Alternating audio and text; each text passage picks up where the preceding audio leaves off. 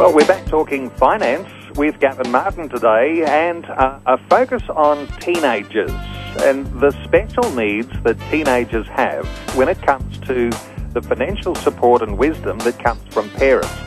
Gavin, welcome back to 2020. Oh, g'day Neil, great to be with you again.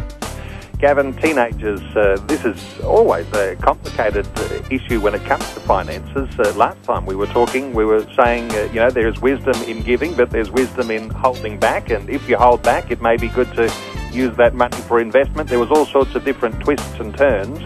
Let's focus in on teenagers and their attitude to money. Because a lot of teenagers, when they get that part-time job or they move into some full-time employment or they're receiving some sort of benefit, it's nice to have all that money, but they can feel like it's all theirs. But the wisdom, when it comes to how teenagers manage that money, is an important thing for parents to help to model. Oh yes, and you've really tapped into a key principle that if you can pass on to your children, the biblical principle that we are just stewards of the resources we have under our control, that's going to set your child apart significantly. If they can understand that principle and catch that, they're going to manage their finances so much better than if they don't get that, if they don't grab that principle that what is in their control is really just they're just a manager of, they're the steward of, it's not necessarily theirs, so to speak. Let's talk about some specifics. When your teenagers got that part-time job or that full-time employment, they're still living at home, what sort of responsibilities can parents model to help them understand the importance and the value of the resource that they've got with an income? Yeah, it's a good one, and it gets really, there's no black and white rules around how this is done, but it's all gets down to how your family does it, and the key thing is trying to have them understand the wisdom and the principles. So the principles of avoiding the use of debt, spending less than you earn, putting money aside for savings and then investing, setting long-term goals. So if we can get those principles across in the way that we model and conduct our finances with our teenagers, that is really key. So whether you say that you can use all of your earnings on clothing and entertainment and toys, and we'll pay for all your food and accommodation and school fees, that's not a bad mix, but try and pass over responsibility or get them to understand more and more about conducting their finances. One of the things when I started work at 14 and 9 months at the supermarket was putting money aside. I caught that principle from my parents that it's good to spend less than you earn. And I was encouraged once I think it was only $1,000, but I was encouraged early on to put $1,000 into purchase some shares. And that was such a learning experience. It taught me the principles of investing. It taught me the principles of regular savings. So if in that equation of money coming in, the teenager earning employment income, the parents potentially paying for other items, if you can somehow in that equation pass on the principles of putting aside a regular amount and then investing it, the learning that they achieve at that stage will stand them in good stead for life.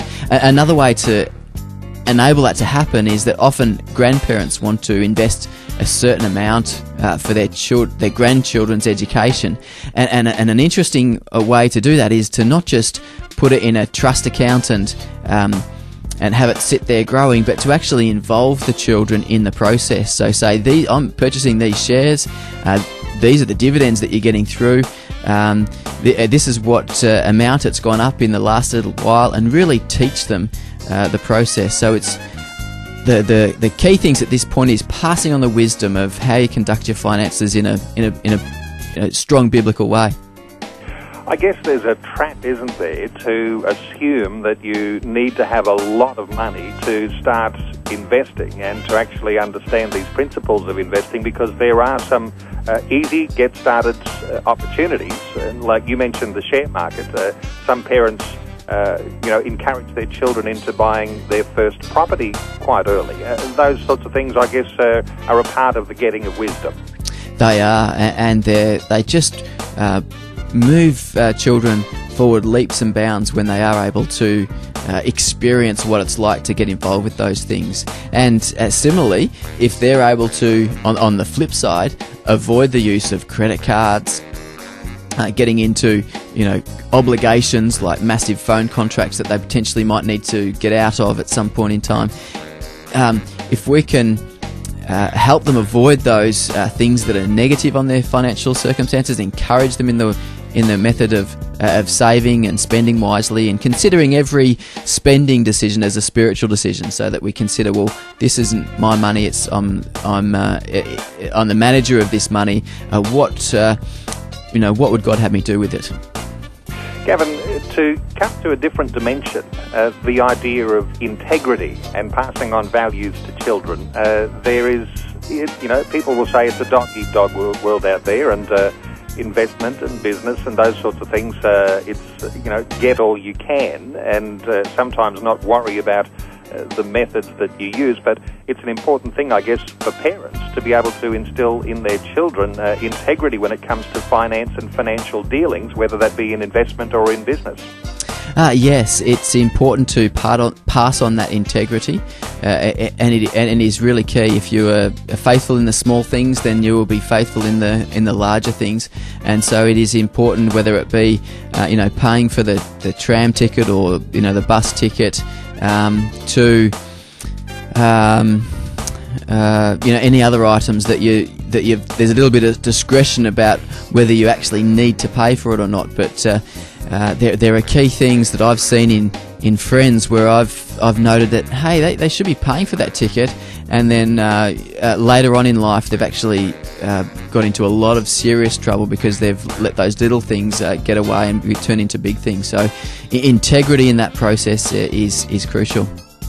Actually, I guess you can open a can of worms there when you start to talk about financial integrity when it comes to parents modelling these sorts of things for teenagers, because when it comes to the downloads and movies and, as you say, changing ages to get different tickets and all sorts of issues there, that things that could go wrong and things that you can try to avoid actually may well for us actually turn into small levels of dishonesty that, if not controlled, could grow big dishonesty issues.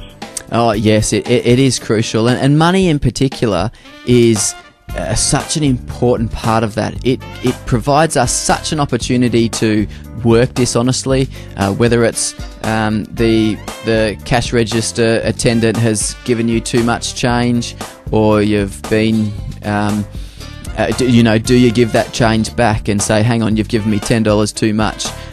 All those are little tests that, if we continue to honour those things, it will stand in really good stead for a healthy, financial life, and therefore that flows on into all aspects of our life.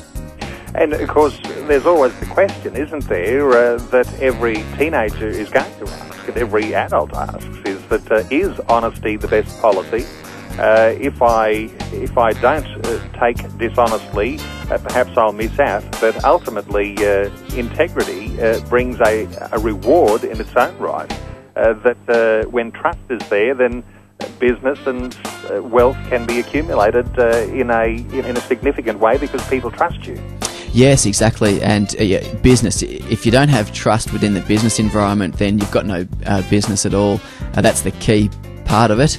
And as you were alluding to earlier on in the conversation about the tension between, I guess, business being about making a profit and your own self-interest versus being, from a biblical perspective, a very giving person. I've experienced that tension in my business, but what I come down to is that if you are providing a service that somebody values and charging a fair amount for that value, for that service, then that's what it gets down to. When you are, profiteering, that's when I think you move into a more difficult space. But it is a tension between, the capitalist view of, efficiently allocating capital is about self-interest, versus, I'm not sure whether the term is social capitalism, where it's all about providing a good service that somebody needs and charging a fair value for it, or fair cost for it. Well, there's certainly a lot to talk about on that topic, and we might have to follow through on this on another day as well. It's certainly valuable to talk about those sorts of issues, issues of personal integrity when it comes to finance, and how we model those as parents to our teenagers, and really that comes to modelling to a wider community too when it comes to our business dealings. Well, Gavin Martin is the founder of Cornerstone Wealth. There's a link to Cornerstone Wealth on our website at vision.org.au.